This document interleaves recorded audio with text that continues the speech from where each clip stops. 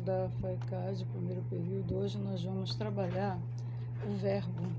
Verbo é uma palavra que ela depende do elemento oracional.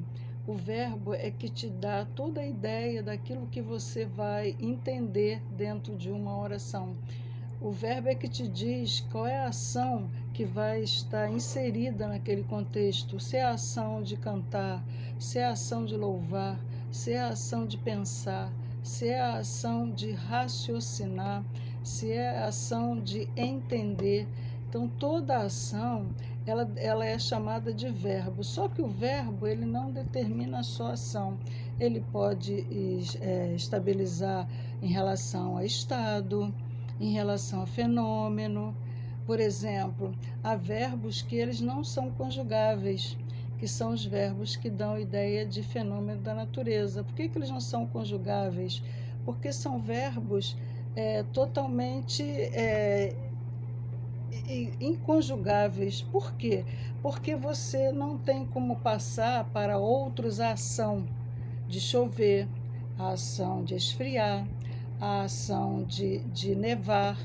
Você não tem como passar essas ações para todos os segmentos oracionais. Essas palavras só determinam isso, só determinam que neva, só determinam que chove, só determinam que troveja, que chove. São ações que têm um significado determinado. Agora, quando o verbo dá ideia de estado, é quando o verbo, por exemplo, o verbo estar, o verbo ser, são verbos que te dão ideia de estado ou modo de alguém. Por exemplo, meu amigo está cansado. O verbo estar me passa a ideia de estado do meu amigo. Quando você diz assim, meu amigo tinha uma carreira brilhante, eu estou expondo a maneira como meu amigo era. Então, são verbos que determinam o estado. E ação é aquele verbo que ele tem o determinativo dentro da oração de te passar o que a oração quer te dizer. Por exemplo, eu ando muito depressa. Se eu ando muito depressa, esse verbo andar é que me dá a ideia da ação que eu estou praticando. Outro exemplo, eu esqueci o livro em casa. Eu esqueci, a ação de esquecer, ela é uma ação única. Se você quiser mudar o sentido dessa oração, você vai ter que usar outro verbo, porque esse verbo, ele já atua de forma diferente. Então, os verbos, eles estão aí para avaliar a oração, para poder te passar o que a oração quer te dizer. Agora, nós temos frases que não precisam de verbos e que não deixam de ser entendidas. São frases que têm um sentido completo em relação ao que ela quer dizer para o leitor. Por exemplo, se você disser assim, bom dia, boa tarde, boa noite, você usa uma expressão que você não precisa de um verbo para passar para o outro o que você quer dizer. São elementos frasais, não precisam de verbo, porque essas expressões, por si só, elas já te dizem o que elas querem que você saiba em relação a elas. Então, não precisa de verbo. Agora, quando você está escrevendo, você precisa observar que ação é mais adequada ao momento que eu estou escrevendo. Por exemplo, você diz assim, nós iremos ao culto amanhã. Nós iremos. O verbo ir, ele está me passando uma ação. Agora, se você diz eu estava indo, você mudou o contexto. Ao usar esse verbo estar com o verbo ir, você mudou a ação que você estava praticando. E nós temos nos verbos um elemento verbal chamado formas nominais. As formas nominais, elas são muito esclarecedoras, porque são 3 formas nominais. 3. O infinitivo, o gerúndio e o particípio. Essas 3 formas nominais, ou impessoais, também há livros que dizem que elas são impessoais, também são. Você pode chamá-las de nominais ou impessoais. Por que impessoais? Porque essas formas verbais, elas não possuem conjugação. Você diz, por exemplo, tirando, falando, ouvindo. Essas formas de expressão, ela dá a ideia de uma ação que ainda está sendo feita, ela é uma ação continuada. Quando você usa o particípio, é uma ação acabada, já acabou, não há retorno. Então, se você diz assim, falado, cantado, ouvido, falado, pensado, são ações terminadas. Esse é o particípio. Também era chamado de particípio passado. E você tem o infinitivo de um verbo. O que é o infinitivo de um verbo? É o verbo da onde você parte para conjugar qualquer verbo, se ele estiver no infinitivo. Então, por exemplo, cantar, falar, ouvir, pensar, andar, todo verbo que tiver essa terminação de AR, IR, OR, quando tiver essas terminações, você está com o verbo no infinitivo.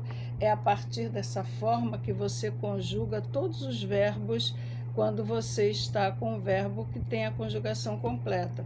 Ué, professora, por que tem verbo que não tem conjugação completa? Sim, são os verbos chamados de verbos defectivos. Defectivos. São verbos que não possuem conjugação completa, eles só aparecem em algumas formas, em pessoas assim muito distintas. O verbo falir é um. O verbo falir você usa no passado, né? Faliu. Você usa no futuro, falirá, mas você não tem o presente desse verbo. Entendeu? O próprio verbo não me dá essa chance de passar esse elemento para a forma verbal do presente.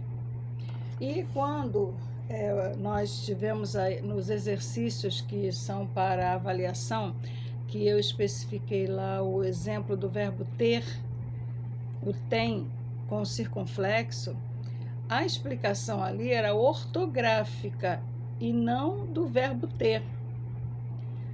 A explicação ali era que o verbo tem é acentuado ali naquela frase porque ele está na terceira do plural para diferenciar da terceira do singular que se fala e escreve do mesmo jeito. Se você diz ele tem, eles têm, você vai falar a mesma coisa e vai escrever do mesmo jeito, som e escrita. Mas se você estiver com a frase no plural, esse tem precisa de acento circunflexo para diferenciar da terceira do singular, que é igualzinha, só não tem acento. Entendido? Então, as formas verbais, elas são muito determinadas quando você as utiliza. Quando você aprende verbo lá no Ensino Fundamental 1, existe aquelas formas de conjugação verbal. Mas eu só aprendo os verbos mais comuns. Quando eu vou chegando no 8º, no 9º ano, no ensino médio, eu já vou aprendendo verbos de outras formas, como nós estamos aprendendo aqui. Então, por exemplo, quando um verbo é chamado de composto, é quando ele tem um verbo auxiliar mais o particípio de outro verbo. Por exemplo, tinha feito. É o verbo ter, que é um verbo auxiliar. Verbos auxiliares: ter, ser, estar e haver. Ter, ser, estar e haver. São os verbos considerados auxiliares. São os verbos que estão presentes nos verbos compostos. No verbo composto, você tem o verbo auxiliar mais o particípio de outro verbo. Então, tinha chegado, estava feito, havia falado. Essas expressões são todas de verbo composto. Agora, locução verbal. Qual é a diferença de um verbo composto para uma locução verbal? O verbo composto nós vimos agora.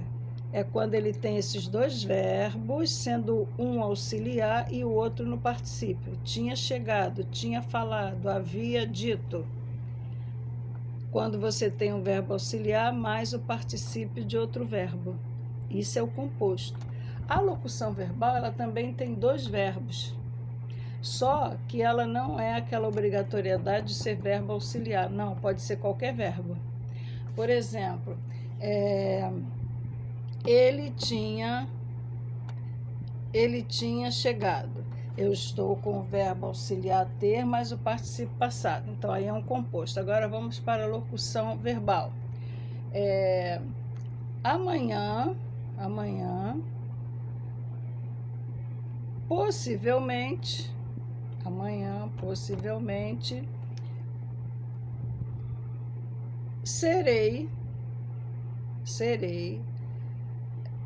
estarei falando com você. Amanhã, possivelmente, estarei falando com você. Estarei falando. Aí eu vou transformar esse falarei, estarei falando, eu vou transformar num verbo só.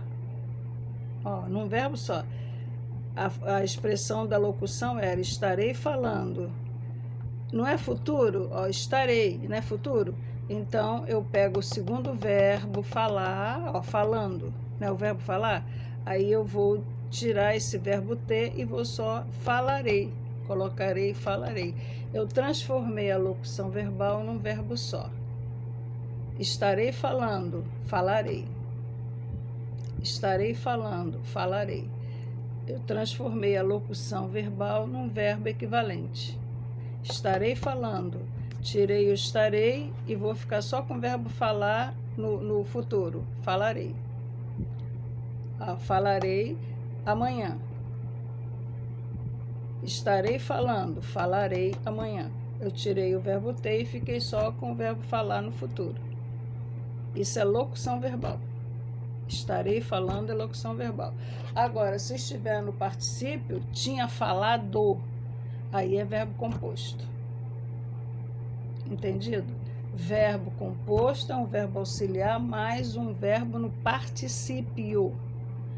Locução verbal é um verbo, qualquer verbo, com um verbo no gerúndio ou no infinitivo. Então, olha, eu vou repetir o exemplo. Estarei falando. Estarei falando, eu ainda vou falar. Então, é falarei, futuro.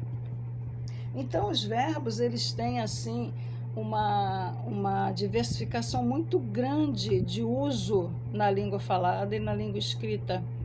E os verbos, tanto que quando uma criança começa a se alfabetizar, quais são os verbos que mais uma criança usa? O ser e o estar. Todas as frases que a professora manda fazer é com do verbo ser, ou então está. A menina está dormindo. O verbo ser, o que mais você vê é o do verbo ser no presente do indicativo. Então, quando você começa a aprender a ler e escrever, você usa mais esses dois verbos. Por quê que se usa tanto esses verbos quando se começa a ser alfabetizado? Porque esses verbos são os mais usuais no cotidiano. Então, a criança ouve, guarda, e quando ela precisa de organizar uma frase, é o verbo que ela ouviu que ela transcreve. Entendido? Então, os verbos, eles estão nas orações para fazer você entender o que está sendo escrito, fazer você entender qual é o sentido do que está escrito. E você tem verbos regulares e verbos irregulares. Qual é a diferença de um verbo regular para um verbo irregular? A diferença é a seguinte: um verbo irregular, é aquele verbo que você vai conjugando e ele vai ficando diferente. Por exemplo, o verbo ir. Eu vou, tu vais, ele vai. Eu irei, nós vamos. Olha como é que ele vai ficando diferente. ele não tem aquela formação inicial igual. Você vai conjugando e cada vez mais ele vai ficando diferente. Então, esse tipo de verbo chama-se verbo irregular. O verbo regular é aquele verbo que o início dele, você pode conjugar em qualquer tempo, qualquer modo, qualquer pessoa, que a parte inicial dele continua igual. Exemplo, escrever. Você pode conjugar esse verbo no presente, passado, futuro, que essa parte inicial, escrever, até a letra V, não muda. Presente, passado, futuro, qualquer tempo verbal que você vá conjugar ou vá usar numa frase esse verbo escrever, até a letra V ele não muda, ele só vai mudando o final. Depois da letra V. Antes da letra V ele não muda. Então, isso é chamado de verbo regular. Regular. Agora, o verbo defectivo é o que nós falamos ainda agora. O defectivo é aquele verbo que ele não tem em todas as pessoas, nem em todos os modos, como eu citei o exemplo do verbo falir. O verbo falir, ele não tem o presente, ele só tem o futuro, ele só tem o passado, mas o presente ele não tem, por causa da significação da palavra falir. Como também nós temos verbos que você tem palavra que você pode derivar verbo. De uma palavra comum, você pode derivar um verbo. Por exemplo, conhecimento, eu posso derivar o verbo conhecer. Assim como também de um verbo, eu posso formar uma palavra qualquer. Por exemplo, participar é o verbo. Eu quero formar aí uma palavra comum, participação. Ah, mas eu quero formar também um adjetivo dessa palavra participação. Será que pode? Pode. Ó, participar é o verbo. Participação é o substantivo. E participativo é o adjetivo. Olha como do verbo participar eu formei um adjetivo, um substantivo. Olha como é que eu derivei. Ah, mas eu posso derivar de um verbo um substantivo, um adjetivo ao mesmo tempo? Claro, foi o que nós fizemos agora.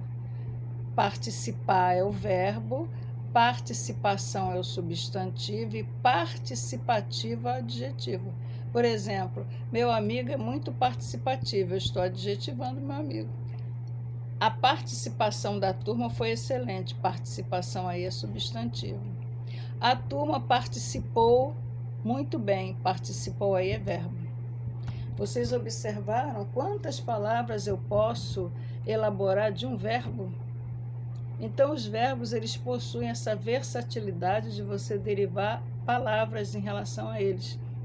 E detalhe, quando você está avaliando o verbo, você precisa, na hora que você estiver escrevendo, você precisa saber qual é o verbo correto que você vai usar. Porque se você não selecionar os verbos, você vai usar sempre os mesmos verbos. E você precisa dinamizar esses verbos. Precisa fazer com que eles aconteçam nas orações, nos textos que você escreve. Por exemplo, no texto bíblico, olha só, o Senhor é meu pastor, nada me faltará. Ó, faltará, nada me faltará. Olha só como é que você está usando o verbo faltar no futuro. Ó, nada me faltará, futuro. O que Deus está te dizendo ali? Que em nenhum momento nada vai te faltar. Se você crer, nada vai te faltar. Então, os verbos é que te passam essa dinâmica do texto. Os verbos, eles são muito claros e expressivos. Eles passam para nós a expressividade daquilo que eu quero dizer. Por exemplo, você diz assim: choveu muito hoje no Rio de Janeiro. Choveu muito. Esse verbo chover, ele é um verbo totalmente defectivo, porque ele não tem conjugação em todas as pessoas, tempos e modos. Mas ele tem as formas nominais, como chover, chovendo, chovido. Ele tem todas as formas nominais, mas a conjugação não. Entendido? Então, os verbos, eles precisam ser dinamizados. E tem verbos que eles estão sendo usados e a diferença está no acento, como nós vimos lá no tem, do verbo ter. Por exemplo, vem. Se você falar no singular, ele vem, não tem acento. Mas se você falar no plural, eles vêm, tem que ter acento. Convém. Convém que todos cheguem cedo. Convém. Aí você diz assim, o verbo convir é um verbo pouco usado, mas ele existe. Deter, detém. Detém, se você escrever no singular, ele detém o poder. Tem que ter acento agudo. Acento agudo. Ele detém o poder. Acento agudo. Eles detêm o poder. Passa para acento circunflexo. Então, há formas verbais que elas são acentuadas no singular com acento agudo e no plural com acento circunflexo. É o caso do detém, convém. Então, são verbos que são diferenciáveis do singular para o plural no acento. Acento agudo é o singular, acento circunflexo é o plural. Os verbos, eles são de uma forma muito interessante. Quando você for estudar concordância verbal, você vai ver o quanto nós precisamos dinamizar os verbos para ser melhor entendido. Como você tem que saber quem é o verbo real da oração para você entender o que está sendo dito. Quando você aprender concordância verbal, você vai ver como os verbos fazem falta. Se você buscar no contexto bíblico, orai e vigiai. Orai e vigiai. Esse verbo, ele está te dando uma ordem. Orai e vigiai. Ele está te dando uma ordem. Orai e vigiai. Você está ali, esses dois verbos nesse contexto, ele está te dando uma ordem. Orai e vigiai. Olha a forma verbal do verbo orar e do verbo vigiar. Orai e vigiai. Como também nós temos verbos que eles acessoram os pronomes, e os pronomes acessoram os verbos. Por exemplo, se eu digo assim, encontrei-a, encontrei-a no shopping. Então, eu encontrei a. Esse a aí, eu uso com tracinho, encontrei tracinho a. Por que eu vou usar com esse tracinho? Porque essa palavra a, nesse caso, ela é um pronome oblíquo. A palavra a ou a palavra o, quando está acompanhando verbos e está separado por um tracinho, o ou a, esse o, este a, são pronomes pessoais oblíquos. Pronomes pessoais oblíquos. Bem entendido? Então, quando você utilizar um verbo, quando você estiver falando, quando você estiver fazendo uma palestra, use verbos que empolguem as pessoas, como o verbo dinamizar, dimensionar, equalizar. São verbos que eles chamam a atenção das pessoas. Vou repetir. Dinamizar, equalizar, dinamizar, equalizar, dimensionar. São verbos que chamam a atenção na hora que você está falando alguma coisa. Enfatizar, alocar, alocando. São verbos que dão assim uma ideia de muito conhecimento na hora que você fala. São verbos que expandem o teu conhecimento. Entendido? Então, os verbos, eles têm uma expressividade muito grande nas orações. Os verbos vão me dizer o que eu vou fazer ali naquele momento, qual é a ação que eu vou praticar, qual é a ação que está veiculada ao verbo. E quando você usa esses verbos que são verbos de dinâmica, como eu disse agora, dinamizar, equacionar, equilibrar, alocar, enfatizar, são verbos que são de uso acadêmico. Vocês futuramente estarão usando muito esses verbos, porque eles são de uso acadêmico. E você vai ver que com o tempo você vai utilizá-los no processo de especificação de texto. Então, os verbos, qual é a função maior dos verbos? A função maior dos verbos é equilibrar o sentido das orações. A função maior dos verbos é equilibrar o sentido das orações. Que sentido é esse? Sentido de falar, sentido de andar, sentido de ouvir, sentido de dizer. Por exemplo, o verbo andar. O verbo andar, ele tem duas formas de você entendê-lo, vai depender do contexto. Por exemplo, eu ando depressa. É a ação de andar. Ando depressa, é a ação de andar. Eu ando pensativo. É o modo como eu estou. O mesmo verbo eu empreguei com sentidos diferentes. Eu ando depressa, é a ação de andar, caminhar. Eu ando pensativo, é o meu estado, é o meu modo, é como eu estou naquele momento. O mesmo verbo usado em sentidos diferenciados. Estão entendendo? Então, a função dos verbos, dentro de um contexto, se você for lá buscar os verbos num determinado capítulo, num determinado versículo da Bíblia, você vai ver que eles são muito esclarecedores. Eles esclarecem o que Deus está te dizendo ali. Orai e vigiai. Não temas, não temas, eu sou contigo. Não temas, verbo temer, não temas.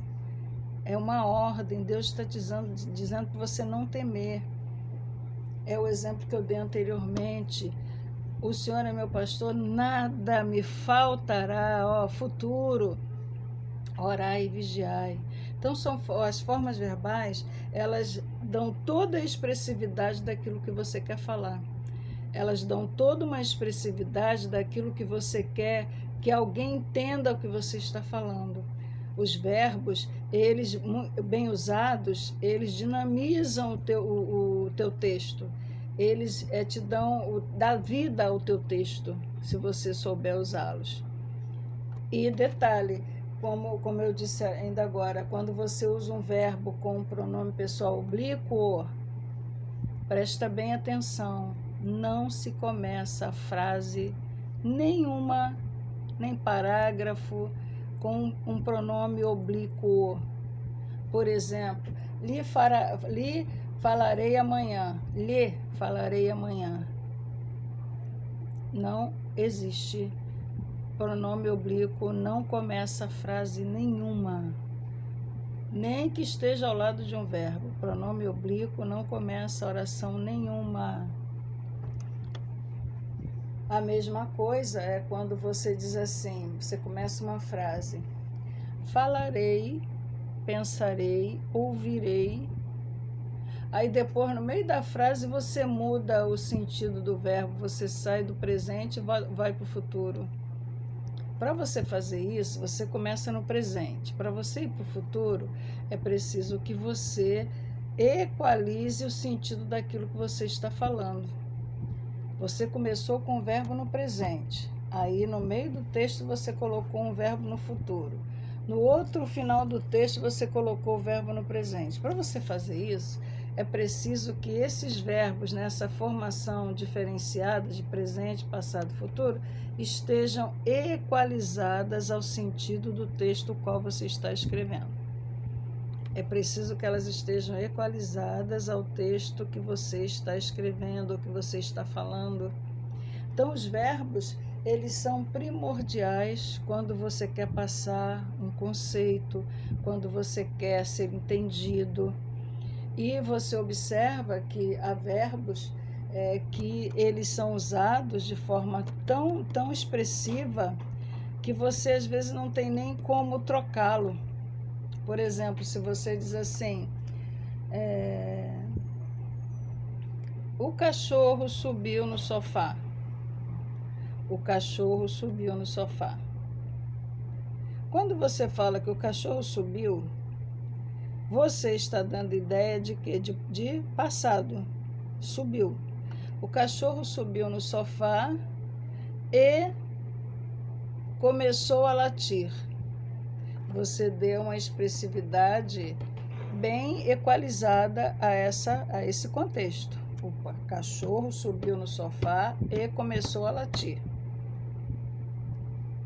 Agora, se você diz assim, o cachorro subiu no sofá, latirá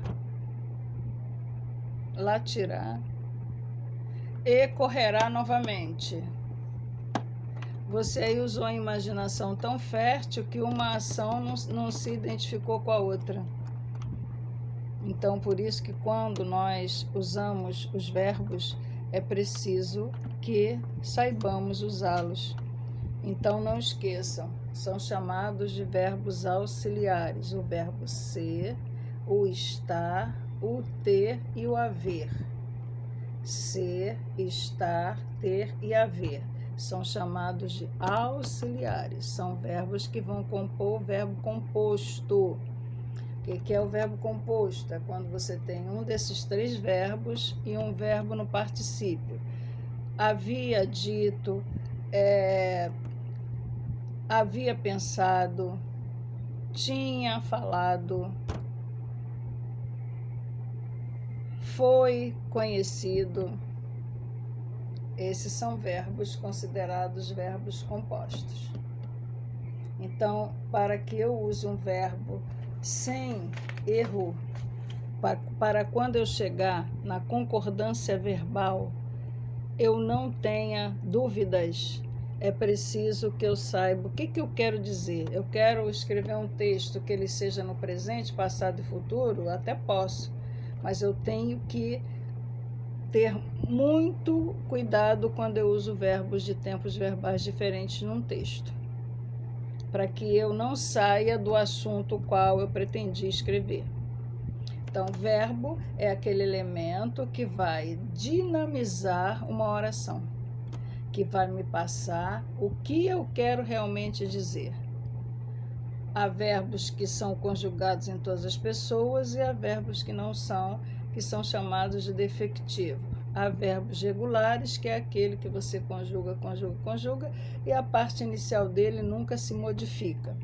Temos o verbo irregular, ele tem todas as conjugações, mas ele nunca vai ter o mesmo início igual, ele vai mudando, como o verbo ser.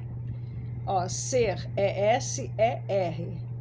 Aí você vai conjugar no presente, eu sou, no futuro serei, foi. E detalhe, hein? O foi, ele é escrito igualzinho para o verbo ir e para o verbo ser. Escrito igualzinho, foi. Como eu vou saber que é o verbo ir e é o verbo ser? No contexto. No contexto, só no contexto você sabe se o foi eu estou falando do verbo ir ou se eu estou falando do verbo ser. Então, por exemplo, ele foi um excelente aluno. Ele foi um excelente aluno. Esse foi é no sentido de ser. Então, aí ele é verbo ser. Agora eu digo assim, José foi à igreja. José foi à igreja. É no sentido de ir a algum lugar. Olha que a palavra é a mesma. Foi. Eu só sei que é verbo ser, só sei que é verbo ir quando eu coloco no contexto. Aí eu sei o que é um e o que é outro. Sei quando é verbo ser e sei quando é verbo ir. Somente no contexto é que eu sei isso, que as palavras são escritas iguaizinhas. Eu só sei quando no contexto. Na hora que eu vou escrever, eu quero esse foi aqui, eu quero relativo ao verbo ser. Esse foi aqui, eu quero relativo ao verbo ir. Então, ele foi um excelente aluno, verbo ser. Ele foi à igreja, verbo ir. Entenderam?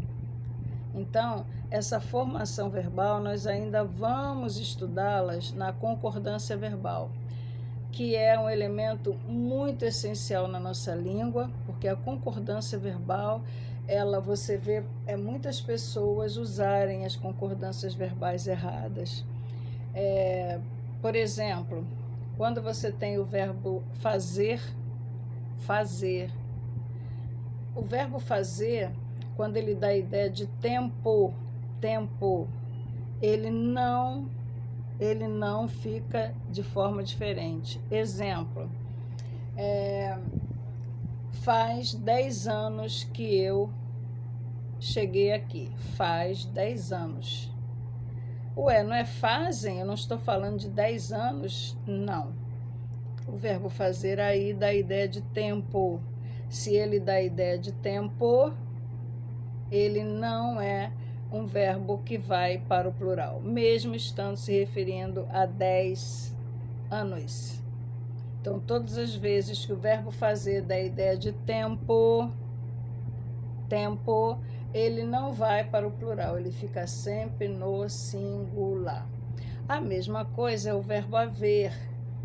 O verbo haver, no sentido de ter ou existir, o verbo haver, no sentido de ter ou existir, ele não tem plural. Por exemplo, eu digo assim: há crianças no pátio. Ora, professora, a senhora não está falando que há crianças, então tinha que ser no plural. Não. O verbo haver, no sentido de ter ou existir, não vai para o plural. Verbo haver, no sentido de ter ou existir, não vai para o plural. Quando ele estiver... E o verbo fazer, quando ele der a ideia de tempo, não vai para o plural, mesmo que a frase esteja no plural. Então, repetindo. Verbo fazer, dando ideia de tempo, como faz 10 anos que não vejo. O verbo fazer não vai para o plural porque ele está no sentido de tempo. E o verbo haver, quando você expôs que há crianças no pátio, esse verbo haver não vai para o plural porque ele está no sentido de ter ou existir. Eu posso dizer, tem criança no pátio, existe crianças no pátio. Entendido? Então, prestem bem atenção quando vocês usarem o verbo fazer e o verbo haver. Verbo fazer, dando ideia de tempo, não vai para o plural. Verbo haver, no sentido de existir, de ter ou existir, não tem plural. Entendido? Alguma dúvida aí? Se vocês tiverem alguma dúvida, vocês, por favor, postem lá no fórum, que eu terei o máximo prazer em respondê-los, em explicá-los como vocês estão fazendo, e muito bem, postando as tarefas propostas, estão indo muito bem, e eu estou respondendo, estou explicando aquilo que veio com algum tipo de inadequação. Muito pouca coisa vocês estão errando, eu estou muito gratificada por isso, porque significa dizer que vocês estão entendendo os vídeos postados. Os trabalhos que vocês estão postando estão assim muito bem elaborados. O que tem vindo como resposta que não está adequado, eu estou devolvendo com a correção correta, mas até agora vocês estão indo muitíssimo bem, e vamos ter mais uma aula presencial, creio que sem ser essa semana outra.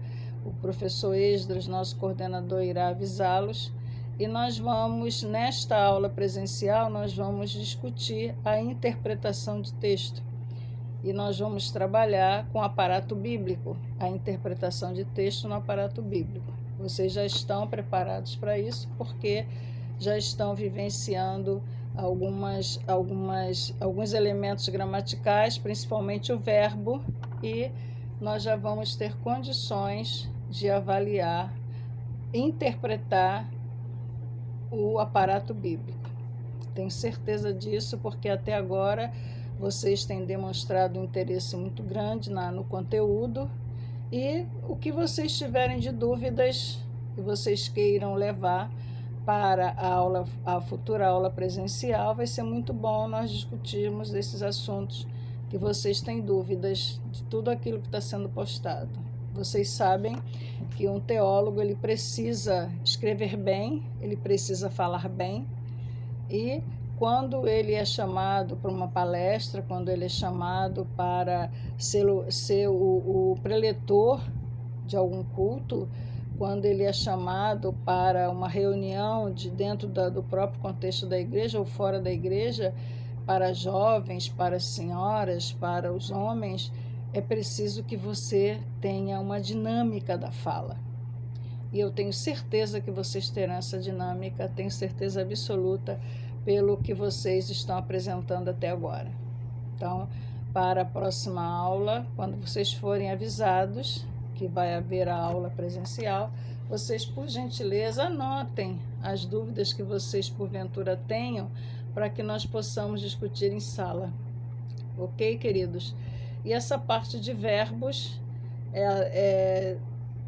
observem com muita atenção esse vídeo, porque eu creio que vai tirar algumas dúvidas de vocês em relação a verbos. Mas fiquem tranquilos que isso é gradativo, você vai aprender gradativamente. Não se preocupem que vocês vão aprender isso é como se você começasse a aprender e você fosse preenchendo os espaços que você tinha dúvida. Eu tenho certeza que todos estão acompanhando, pelo menos pelos trabalhos que vocês estão enviando, é perceptível que vocês estão acompanhando. Mas qualquer dúvida que haja, vocês, por favor, levem quando houver a próxima aula presencial. Terei maior prazer em ajudá-los. E vamos dinamizar os verbos. Não esqueçam que verbo é o elemento essencial dentro de um contexto, para que alguém me entenda, para que alguém saiba o que eu estou dizendo. E dinamizar os verbos sempre de uma forma, de acordo com o assunto qual eu vou tratar, eu vou ver quais são os verbos que eu vou usar. Temos verbos regulares e irregulares. Nós sabemos que o verbo regular ele vai ter radical sempre. O verbo irregular, a cada momento que eu conjugo, ele vai ficar diferente, mas ele tem conjugação completa. O verbo defectivo é que já não tem conjugação completa. O exemplo bem simples é o verbo falir. Tá bom, queridos? Então, fiquem com Deus, Deus abençoe a vocês, e tenho certeza que até o final desse semestre vocês estarão numa dinâmica de excelência em relação a textos e a parte gramatical dos textos. Tenho certeza absoluta. Me despeço aqui, até a próxima, e aguardando aí as postagens de vocês em relação às dúvidas. Ok, queridos? Fiquem com Deus, Deus abençoe.